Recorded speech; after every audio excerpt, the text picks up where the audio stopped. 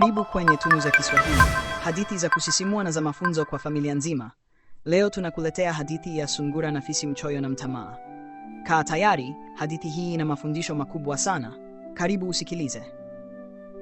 Zamani sana, kabla hata ya mababu zetu kuzaliwa, kulikuwa na msitu mkubwa wenye miti mirefu na kijani kibichi, mito iliyotiririka kwa sauti ya kuvutia na viumbe wa kila aina waliokuwa wakiishi kwa amani. Lakini kati ya hao viumbe wote walikuwapo wawili maarufu sana: Sungura mjanja na Fisi mchoyo na mwenye tamaa kubwa. Sungura alikuwa maarufu kwa akili zake.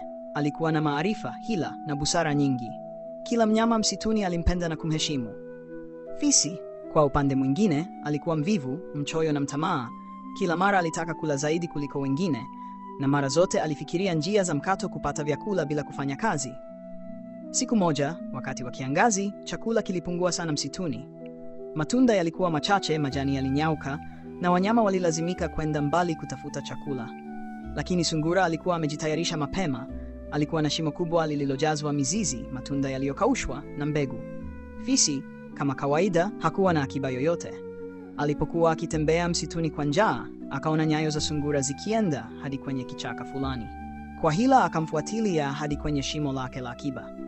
Siku ya pili, Fisi akamwendea Sungura na kusema kwa sauti ya kujifanya mpole, "Rafiki yangu Sungura, bwana, nilikumbuka sana. Nilidhani tufanye mlo wa pamoja, kwani siku hizi chakula kimepungua mno." Sungura kwa busara zake akatambua tamaa ya Fisi, lakini akamwambia kwa upole, "Karibu sana ndugu Fisi, lakini akiba hii ni kidogo. Nilikusanya kwa taabu sana kwa siku za shida. Siwezi kushirikiana kwa sasa, ila nikija kupata zaidi nitakukumbuka." Fisi hakuridhika. Akasema moyoni, huyu Sungura lazima niwe mjanja kuliko yeye. Nitaitwaa hiyo akiba kwa hila. Basi usiku kucha Fisi akapanga njama. Asubuhi na mapema akaenda tena kwa Sungura na kumwambia, "Ndugu yangu, nina wazo bora. Twende tukawinde pamoja. Tukipata chakula kingi, tutagawana nusu kwa nusu." Sungura akafikiri, labda nikimpeleka mbali kidogo atanisahau. Akakubali. Walitembea msituni siku nzima bila mafanikio makubwa. Fisi kwa tamaa yake hakuwa na subira. Alijifanya mgonjwa njiani. Tumboni mwangu panauma na kwenda kupumzika. Weendelea mbele. Lakini ukweli, alirudi kwa mbio hadi kwenye pango la Sungura, akavunja shimo lake na kuanza kula kwa pupa. Aliharibu kila kitu, mizizi, matunda, mbegu. Alikula hadi akashiba, halafu akalala pale pale tumboni limejaa.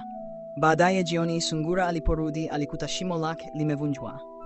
Akafuatilia nyayo za Fisi zikielekea mbali, lakini aliona mabaki ya chakula na nyayo nzito za Fisi zikitoka kwenye pango lake. Akajua ni Fisi aliyefanya hujuma ile. Sungura hakukasirika moja kwa moja. Alitabasamu kwa uja akasema, huyu Fisi mchoyo atajifunza. Kesho yake Sungura akaandaa mtego mkubwa. Akachimba shimo refu, akalifunika kwa majani, kisha juu akamwaga baadhi ya mizizi na matunda, kivutio kwa Fisi. Kama kawaida, Fisi mwenye tamaa alipoona ule mtego akaingiwa na tamaa. Leo nitapata tena chakula kingi zaidi. Bila kufikiri, akaenda kwa pupa, akaanguka ndani ya lile shimo refu. Akapiga kelele sana, nisaidieni, nimekwama." Wanyama wote wakakusanyika. Sungura naye akafika, akasema kwa sauti ya busara, "Ndugu Fisi, ulitumia ujanja kwa tamaa yako mwenyewe, sasa umejifanyia mtego." Wanyama wote wakacheka, na Fisi akaaibika mbele ya wote.